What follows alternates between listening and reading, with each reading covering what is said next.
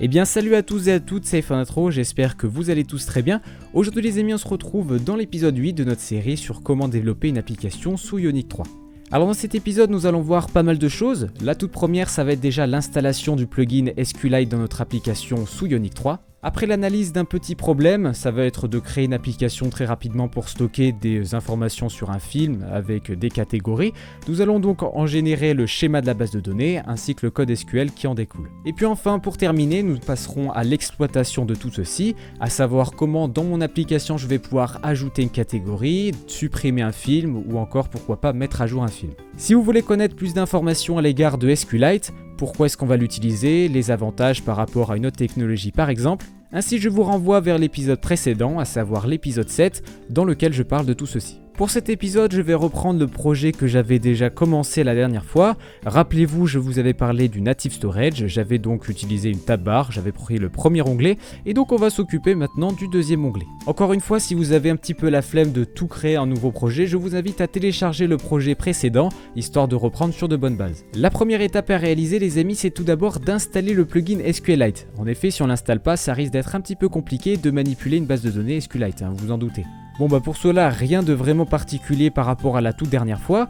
On va sur la documentation officielle, on va descendre et on va trouver Ionic Native, donc on clique dessus. Maintenant que nous sommes sur la documentation officielle de Ionic Native, on va faire une recherche et on va taper SQLite. Voilà, donc on tombe sur 2, donc on va prendre le premier, à savoir SQLite basique. Une fois la page de SQLite chargée, on va descendre un tout petit peu dans la section installation et on va recopier la première ligne. Si jamais vous avez comme moi savoir Cordova is not valid task en rouge, c'est-à-dire que la commande donc est dépréciée, elle est obsolète si vous préférez, ainsi on va devoir la modifier très légèrement, donc on va retourner voir ce qu'il y avait, hop, je la reprends et j'enlève tout simplement le Ionic Cordova, donc juste le Cordova devant, hop, je l'enlève et je fais entrer avec un espace bien entendu au centre et je fais entrer. Voilà, donc il faut bien vérifier que vous avez bien npm install of external dependency OK, et donc que votre plugin est correctement installé. Ensuite on va faire la même chose avec la deuxième ligne, alors cette fois-ci normalement elle n'est pas dépréciée, hop on la met ici, on fait entrer et on va attendre un tout petit peu. Vérifiez bien que vous avez en jaune SQLite avec la dernière version disponible qui est affichée, si c'est le cas on peut passer à la suite. Petite chose intéressante qu'ils ont rajouté suite à ce que je vous avais dit la dernière fois, rappelez-vous une fois que vous installez un plugin, il faut toujours l'ajouter dans le app.module et donc je vous avais dit que la documentation n'était pas assez explicite là-dessus. Et bien maintenant c'est chose terminée, en effet ils ont rajouté ça en petite étape 2, donc si jamais vous avez oublié un petit peu comment faire, et bien vous pouvez cliquer sur ce lien. Pour notre cas vous avez de la chance, on va le faire ensemble, donc on va copier-coller celui-ci, hop, on va se rendre dans Visual Studio Code, on va ouvrir bien entendu notre projet, alors je vais juste baisser ça, voilà comme ça c'est un petit peu plus clair. Une fois arrivé là-dessus, on va aller dans notre dossier src, puis app.module.ts et on va y rajouter tout simplement après ce qu'on avait fait la dernière fois, et bien le SQLite en supprimant SQLite Object qui nous servira à rien ici. Encore une fois, je vous propose de glisser votre souris sur Ionic Native pour voir si votre module existe bien.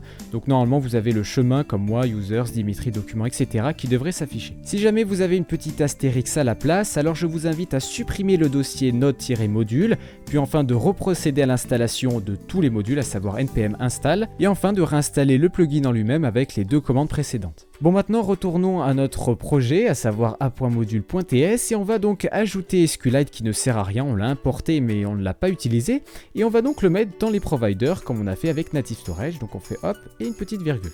Bon nickel, on vient de procéder à l'installation du plugin, on vient donc de le mettre en tant que provider, donc on est en train de dire entre guillemets qu'on va l'utiliser plus tard dans notre application, donc tout ceci est ok.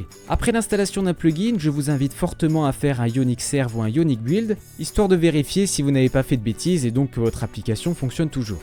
Bon, maintenant que notre plugin est correctement installé dans notre projet et donc dans notre application, bien entendu, on va devoir un petit peu réfléchir à notre base de données et surtout à qu'est-ce qu'on veut faire. Alors je vous ai parlé en tout début de vidéo qu'on allait faire une sorte de petite application qui va donc lister des films, donc on va pouvoir aller chercher des films dans la base de données, on va pouvoir en ajouter, mais également en supprimer. Ces films seront donc avec des données comme par exemple le nom du film, le réalisateur, une petite description et pourquoi pas une notation. Chaque film sera lié à une catégorie qui sera disponible dans notre base de données également et qui sera donc par exemple le fait que ça soit un film romantique, dramatique, d'action, de science-fiction, etc. Donc à ce stade-là, les amis, on a notre cahier des charges, c'est-à-dire qu'on sait ce qu'on veut faire. Notre application, on a un petit peu dans la tête à quoi elle pourrait ressembler. Ce sera par exemple une liste de tous les films qu'on a. On pourra donc, en appuyant dessus, voir ce qu'on veut, c'est-à-dire tout ce que je vous ai mentionné, le nom, pourquoi pas également le réalisateur, la description et également l'évaluation. Alors bien entendu les amis, aujourd'hui je ne vais pas m'intéresser au design, je vais faire quelque chose de vraiment très vite fait et de très moche. Cependant ça me permet de rebondir sur quelque chose. J'aimerais savoir si ça vous intéresserait un épisode hors série où je vous présenterai un petit peu une application assez jolie qu'on pourrait réaliser ensemble. Cet épisode serait uniquement basé sur du design et du CSS, donc de la structure, de l'ergonomie, etc. Donc dites-moi si ça vous intéresse, personnellement moi je suis ok. Je vous invite maintenant à télécharger un logiciel qui est extrêmement utile et que personnellement j'apprécie énormément. Ce logiciel il s'appelle MySQL Workbench, il est disponible gratuitement sur Mac, Windows et Linux, vous trouverez d'ailleurs les liens dans la description. Alors ce logiciel, qu'est-ce que c'est? Eh bien en fait c'est un logiciel qui va me permettre de designer et de faire un modèle de base de données. Alors ce logiciel il est totalement facultatif, comme je vous l'ai dit il va permettre de designer un petit peu mon schéma de base de données. Libre à vous de choisir ce qui vous intéresse, il existe plein d'autres logiciels, vous pouvez le faire dans votre tête, sur un papier avec un crayon par exemple, voilà, ça dépend vraiment de comment est-ce que vous souhaitez travailler. Personnellement j'apprécie beaucoup ce logiciel. Alors oui, ce logiciel est principalement optimisé pour des bases de données de type MySQL, cependant pour de la schématisation il n'y a aucun problème à l'utiliser avec du SQLite. Bon, assez bavardé, je vous propose maintenant de créer un nouveau modèle. Alors pour cela on va aller dans File, New Model et on va donc créer notre premier schéma. On va donc cliquer sur Add Diagramme 2 fois histoire d'ouvrir ce qui nous intéresse le plus dans ce logiciel, à savoir la schématisation. Arrivé sur cette page, on va devoir donc commencer notre création, notre base de données. Alors il faut savoir qu'une base de données est composée de tables, donc c'est l'endroit principal où on va y stocker des données. Ainsi dans notre cas nous voulons stocker 2 données différentes, à savoir des films et des catégories. Donc on va déclarer 2 nouvelles tables, on va cliquer sur ce petit bouton là et on va faire une et on va en faire une deuxième ici. Alors pour les personnes qui n'ont pas totalement saisi pourquoi j'ai créé 2 tables, eh bien c'est très simple. En effet dans notre cas nous avons 2 objets, les films et les catégories. Chaque objet contient des propriétés, à savoir un nom par exemple pour le film, une description, une évaluation, et il en est de même pour la catégorie qui possède par exemple un nom. Ainsi, à chaque fois que vous voulez stocker de nouvelles données, il faudra créer une nouvelle table si c'est des objets par exemple. Donc si vous voulez stocker des jeux vidéo, vous créez une nouvelle table jeux vidéo, une nouvelle table pour stocker des livres, etc. Alors maintenant on va donner un nom à ces 2 tables, alors vous cliquez 2 fois sur la première et vous tapez par exemple Movies, dans le cas où on va stocker des films. Puis enfin vous faites exactement la même chose pour table 2, vous double-cliquez et vous mettez Categories, voilà, comme ceci, et on fait entrer. Bon, jusqu'ici c'est ok, maintenant il nous faut des propriétés, donc on va encore une fois double-cliquer sur Movies, et on va double-cliquer sur ID colonne et on clique un petit peu à côté histoire qu'on ait ID Movies qui s'ajoute en premier. Alors là, qu'est-ce qu'on vient de faire? On vient de déclarer un identifiant unique pour les films. Alors c'est extrêmement important parce que c'est ce qui va nous permettre d'interagir avec les films qu'on veut récupérer, supprimer ou alors mettre à jour. Pour prendre un exemple très simple et imagé, vous et moi avons un numéro de sécurité totalement différent. En effet, en France, vous avez un numéro de sécurité sociale et personne n'a le même. C'est votre identifiant unique. Ainsi, si par exemple vous avez votre voisin qui s'appelle comme vous, par exemple moi j'ai une autre personne qui s'appelle Dimitri, et par manque de bol il a le même nom que moi.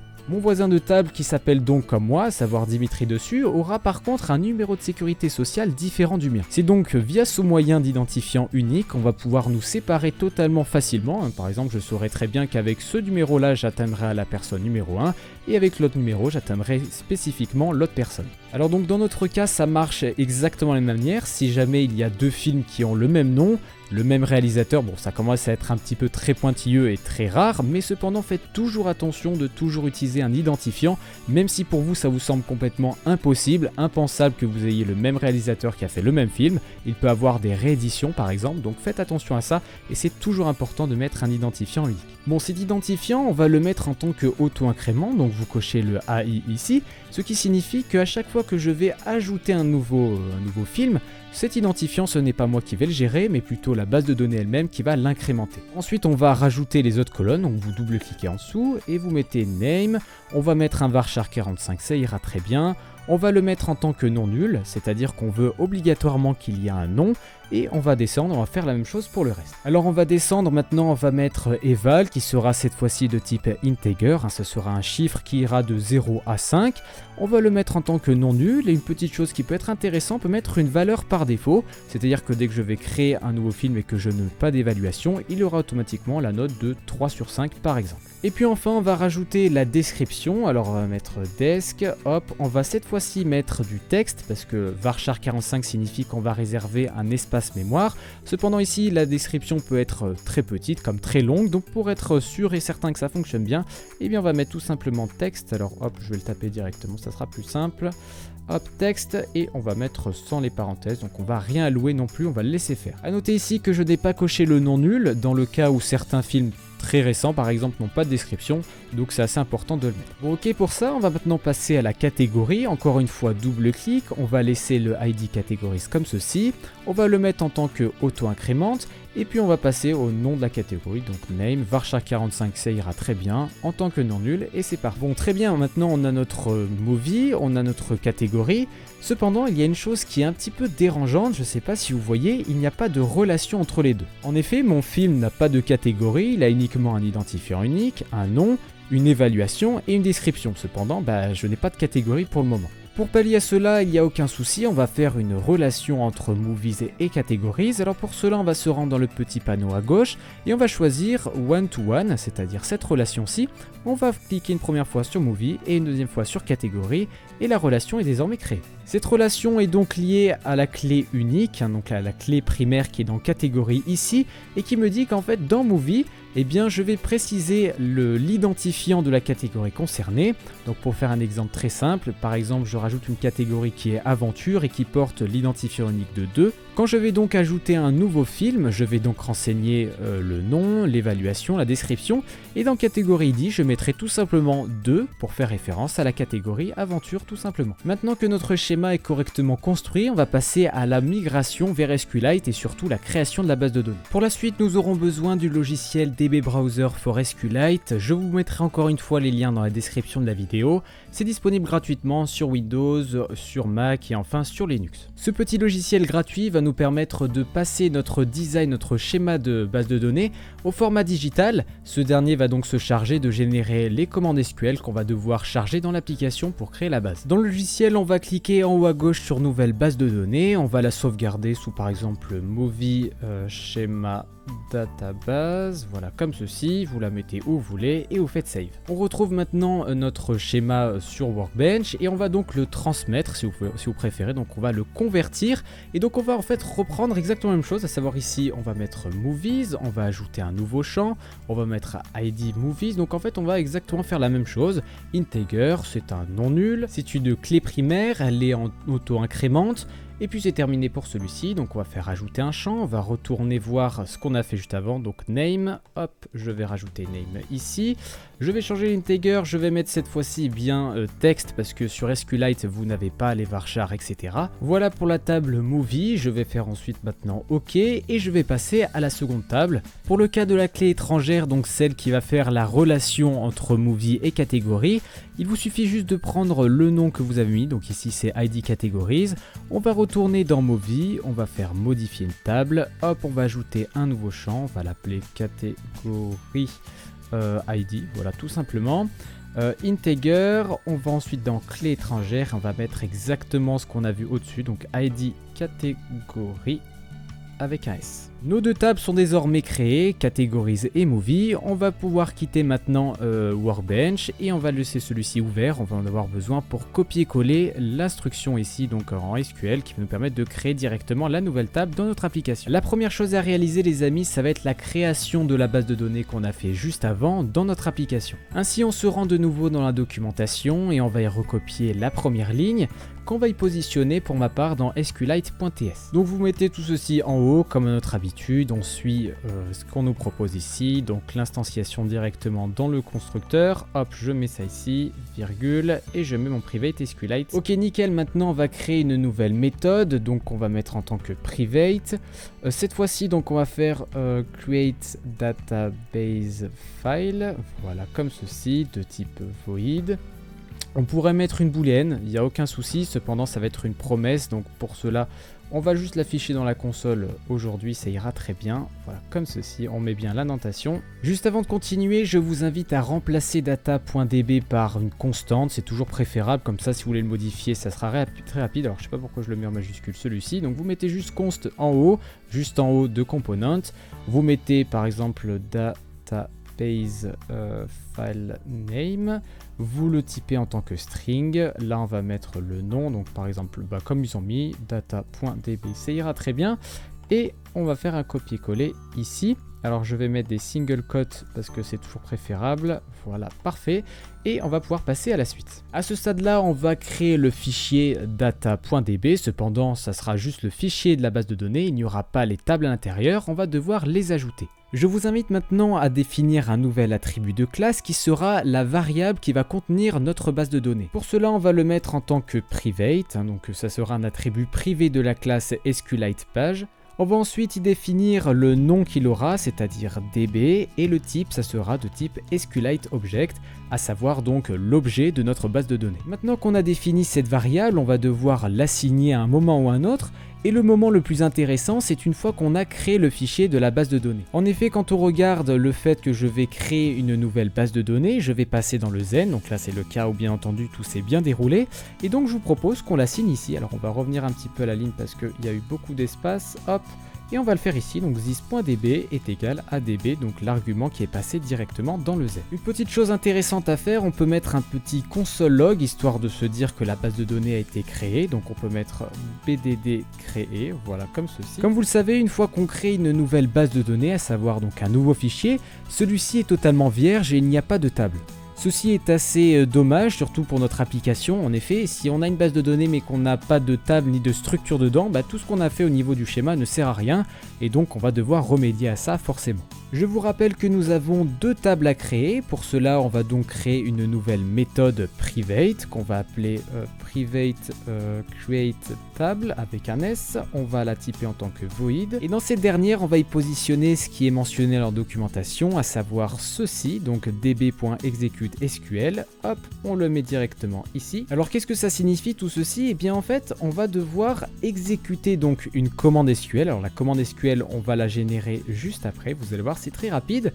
Donc en gros, je récupère directement la variable que j'ai assignée ici, donc qui est ma base de données, et je exécute directement une commande SQL sur cette dernière, à savoir ici, on va créer une nouvelle table. Alors cependant les amis, il faudra faire attention. En effet, on n'a pas qu'une table à créer, mais deux, comme je l'ai dit juste avant.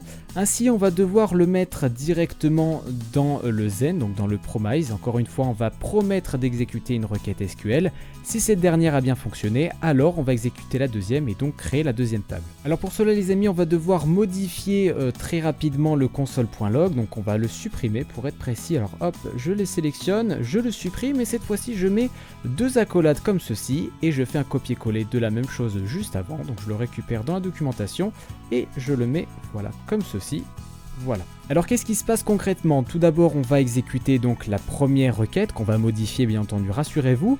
Une fois que c'est terminé, on va préciser donc la première table est créée, donc console.log table movie, ça sera movie created, voilà comme ceci, hop. On met un point virgule. Ainsi, une fois que la première table est créée, on va donc passer maintenant à l'exécution de la seconde table qui sera donc la catégorie. Et cette fois-ci, on va mettre un nouveau console log et on va mettre table categories created. Voilà, tout simplement. Bon, super. Donc maintenant qu'on a créé cette nouvelle méthode donc, qui est createTable, et bien, je vous propose de l'utiliser. Donc une fois qu'on va créer une nouvelle database, donc une nouvelle base de données, eh bien on va l'exécuter juste directement. Donc on va mettre ça dans createTable, hop, point virgule, et dans le constructeur, on va mettre this.createDatabaseFile, et c'est terminé pour la création de tout ceci. Il nous reste maintenant juste une toute dernière petite chose, c'est modifier bien entendu ces requêtes SQL. Nous on veut des tables personnalisées, pas DanceMove, ça nous sert absolument à rien. Donc on va retourner sur DB Browser et on va donc récupérer tout ceci. Alors pour cela vous allez voir les amis, c'est extrêmement simple, vous allez sur la table en question, pour ma part c'est Movie, je fais clic droit, copier l'instruction create, hop, on va ici dans le create table, donc là c'est bien quand je crée la table movie et je fais un copier-coller, tout simplement. Je vais ensuite renouveler l'opération pour les catégories. Donc hop, catégorie, copier instruction, hop, on va là, on supprime Dance Move et on met catégorie. Bon, il y a juste un tout petit souci qui s'est déroulé. Regardez, Movie, il m'a pas mis les anticodes comme ceci. Alors c'est préférable. Hop, on va les positionner nous-mêmes. Il n'y a aucun souci. Voilà, parfait. On vérifie un petit peu notre requête. Ça me semble plutôt correct. Donc on va passer maintenant à la suite. Maintenant, je n'exécute pas mon code. Pourquoi? Parce que je sens que je vais avoir un problème. En effet, je vais donc passer ici. On va donc essayer de créer une nouvelle base de données. Une fois que cette dernière est créée, je vais donc l'assigner. Je vais ensuite créer mes tables. Cependant, regardez, je vais exécuter une requête qui me dit que je vais créer une nouvelle table movie et catégorie. Donc sur ce point, il n'y a pas de problème. Cependant, si je réexécute cette vue, donc je vais repasser là-dedans et je vais recréer une nouvelle base de données. Alors dans ce sens, il n'y a pas de souci, la librairie le gère, c'est-à-dire que si le fichier est déjà existant, elle ne va pas l'effacer pour le recréer, mais elle va l'ouvrir.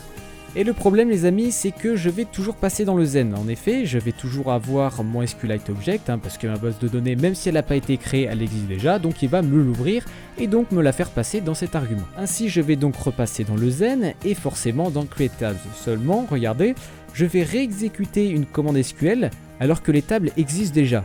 Pour pallier à cela, c'est très simple, vous rajoutez juste devant table if not exist comme ceci avec un S, donc on va le rajouter pour les deux. Et qu'est-ce que ça permet de faire? Eh bien, on va créer une nouvelle table si elle n'existe pas, tout simplement. Alors que ce que je faisais avant, c'était que je créais forcément la table Movie, même si elle existait, et donc j'allais me prendre une erreur parce qu'elle existait déjà. Je vous invite maintenant à tester un petit peu tout ce qu'on a fait, histoire de voir si tout se crée bien ou non. Alors pour cela, regardez les amis, on va aller directement taper Ionic Build iOS pour ma part. Donc je vais utiliser iOS ainsi que Xcode. Une fois que je vois marqué Build Succeed, je vais aller me rendre dans mon dossier, mon répertoire global de mon application. Je vais aller dans le dossier plateforme, iOS, je vais sélectionner mon projet Xcode. Et enfin, je vais sélectionner l'appareil dans lequel je veux faire tourner, ça peut être mon vrai ou alors un émulateur, et on va lancer tout ça. Bon, alors peut-être que vous me demandez pourquoi est-ce que j'ai pas fait Ionic Run iOS, c'est plus rapide. Alors effectivement, oui, c'est plus rapide, cependant, l'avantage que j'ai avec ça, c'est que regardez, j'ai tout simplement accès au log, et donc tous les consoles.log que j'ai mentionnés, ils apparaîtront ici. Donc on va tester si on arrive bien à créer tout ça. Alors hop, je vais effacer la console et je vais aller dans SQLite. Hop, on descend un petit peu et là qu'est-ce qu'on voit? Base de données créée, tab movie created et enfin tab catégorie created. Bon bah ça c'est parfait, maintenant on se retrouve dans la dernière partie de la vidéo, on va voir comment ajouter un film et une catégorie pour pouvoir justement les visualiser plus tard. Alors j'ai pris un petit peu d'avance, j'ai fait le design, parce que ça je pense que vous savez le faire, c'est exactement ce qu'on a fait donc avec les NG modèles, rappelez-vous, on a vu ça il y a un petit moment, je crois dans l'épisode 3 ou 4, je vous mettrai ça en annotation si ça vous intéresse. Donc voilà, j'ai mis title, j'ai bindé avec la variable qu'il y avait directement dans mon SQLite. Voilà, elles sont toutes ici.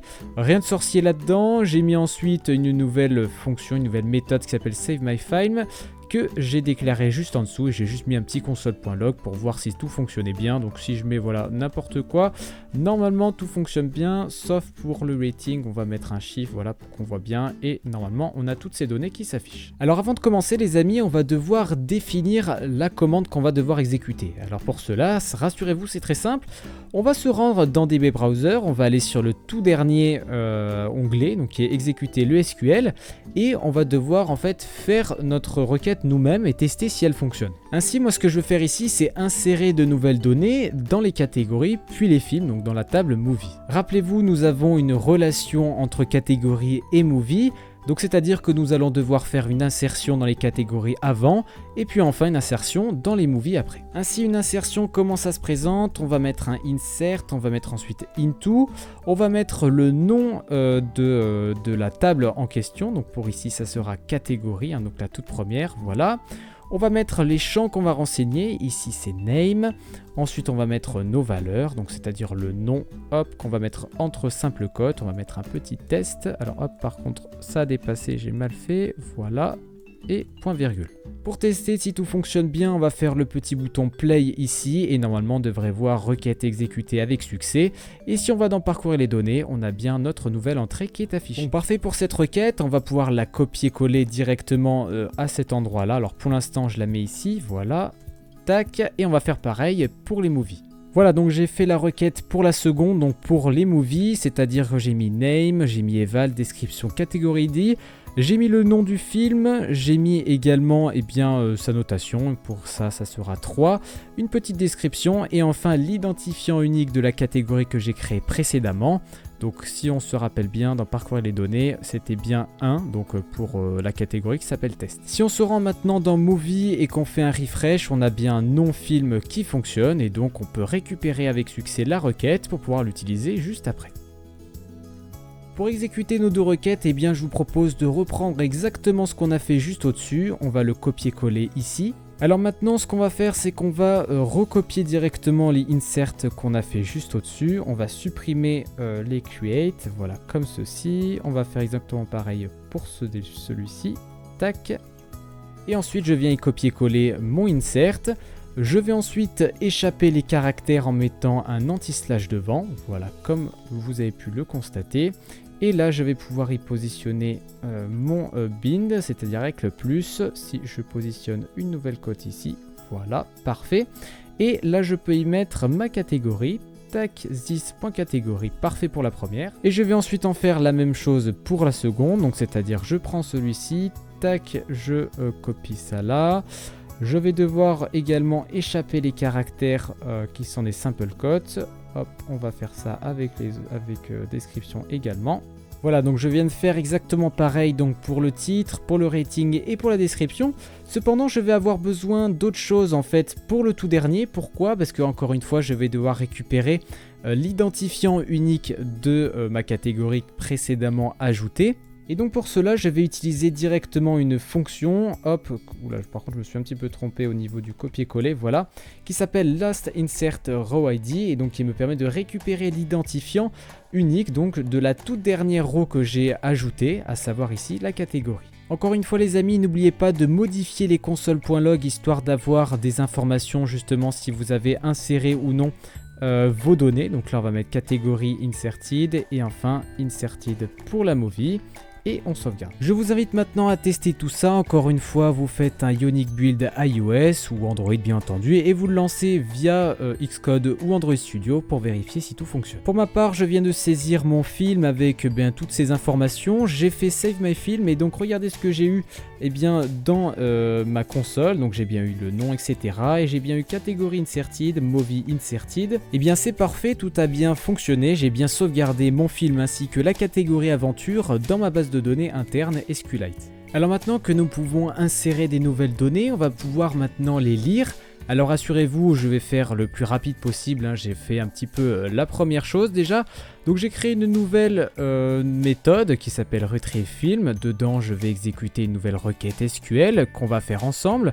Et dedans, donc dans le Zen, donc dans la promesse, je vais mettre la donnée que je vais récupérer. Donc une fois que je vais récupérer une donnée, je vais la tester pour voir si elle est nulle ou non. Si elle est nulle, ce n'est pas la peine de continuer, sinon je vais avoir une erreur. Et si au contraire elle est pleine, s'il y a des données dedans, donc s'il y a des films, je vais continuer et je vais pouvoir maintenant assigner et ajouter dans un tableau le nom des films que je vais vouloir lister. Pour cela, on va déclarer un tout nouveau tableau qu'on va appeler Movies de type tableau de string. Voilà, comme ceci, hop, point virgule.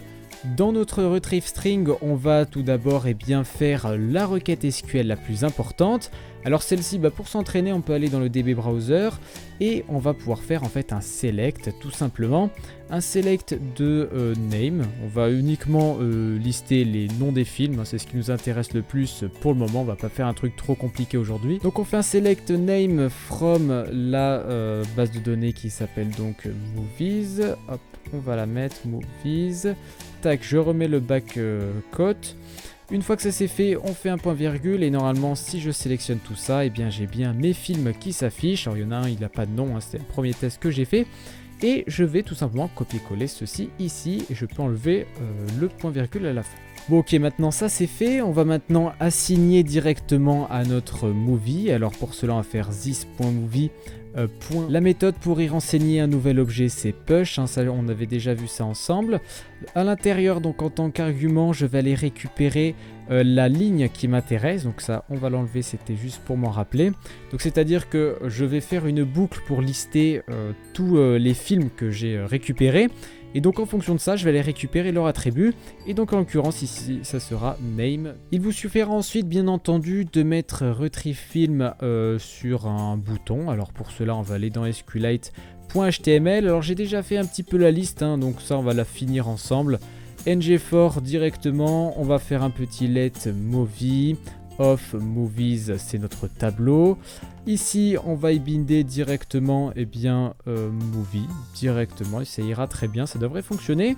Et on va rajouter, alors je l'ai copié-collé, voilà, on va mettre un petit button ici, parfait.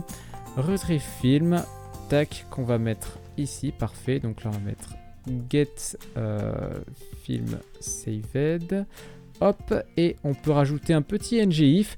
Dans le cas où justement notre tableau est vide, alors on va faire un petit ngIf tac ici, hop, on va mettre movie, parfait.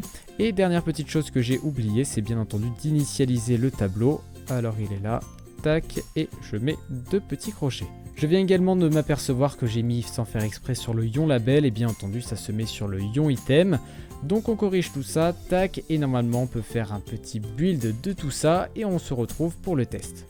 De retour sur le téléphone, on va cliquer sur Get Film Saved et là donc on a bien une deuxième liste qui apparaît avec le film que j'ai sauvegardé précédemment. Donc je vous invite maintenant à en mettre un nouveau et on teste pour voir s'il s'affiche bien normalement. Je viens de saisir un tout nouveau film, je vais donc le sauvegarder et je vais get tout ça. Et normalement voilà, j'ai bien tout ce qu'il faut. Alors cependant voilà, j'ai oublié de clear la liste, donc on peut patcher ça ensemble, il n'y a aucun souci. On va aller dans SQLite.ts. Et donc juste avant, en fait, voilà, ici, c'est très simple, il nous suffit juste de faire un this.movie, hop, et on le réinitialise, voilà, comme ça on le clear, on enlève tout ce qu'il y a avant. On va maintenant tester avec le nouveau patch qu'on vient de faire juste à l'instant, donc je sauvegarde et je fais un get, et donc voilà, si j'appuie maintenant comme un fou, et bien j'ai bien ma liste de films qui est sauvegardée et qui reste. Et bien voilà, c'est donc la fin de cet épisode, j'espère en tout cas qu'il vous aura plu. Vous retrouverez en description de la vidéo les liens pointant vers le code source du projet. Pour notre part, on se retrouve très prochainement pour une nouvelle vidéo. C'était Intro. Allez, ciao tout le monde.